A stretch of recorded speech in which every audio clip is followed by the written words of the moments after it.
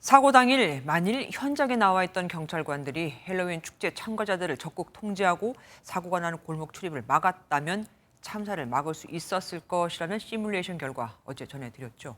두고두고 아쉬움이 남는 대목인데요. 그럼 왜 경찰은 그렇게 안 했을까요?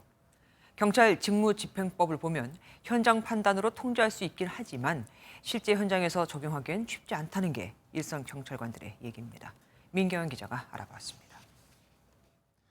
이번 참사는 폭 3.2m, 길이 40m의 아주 좁은 골목에 수백 명이 한꺼번에 몰림에 일어났죠.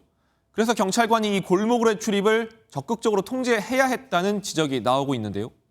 일단 정부는 이런 상황에서 일반 국민의 이동을 통제할 권한이 없다는 입장입니다.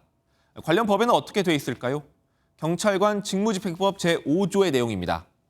사람의 생명 등 중대한 위험이 있을 땐 그 장소에 있는 사람들에게 경고하거나 억류 혹은 피난시키거나 기타 조치를 할 수 있다고 돼 있습니다. 그러나 이번 이태원 헬로윈 축제에도 이 조항을 적용할 수 있었는지를 놓고는 이견이 있습니다.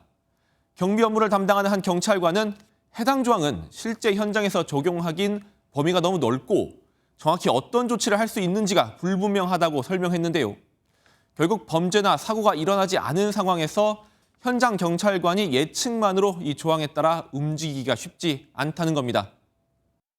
저희 경찰의 기본 업무가 범죄 예방 말고 또 교통무질서 단속이었기 때문에 그거에 좀 포커스를 두고 인력을 산정한 점은 다소 좀 아쉽게 생각합니다. 실제로 지난 2009년 노무현 전 대통령 서거 당시 경찰이 폭력 집회를 막겠다며 서울 광장 통행을 막은 적이 있는데요. 헌법재판소에서 시민의 자유권을 침해했다며 위헌 결정을 내린 바 있습니다.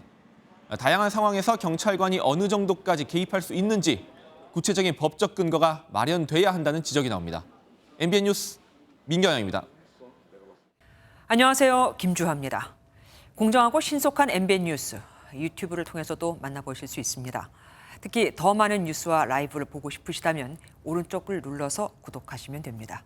어렵지 않죠? 빠르고 정확한 뉴스로 계속 찾아뵙겠습니다. MBN 뉴스를 시청해주신 여러분 고맙습니다.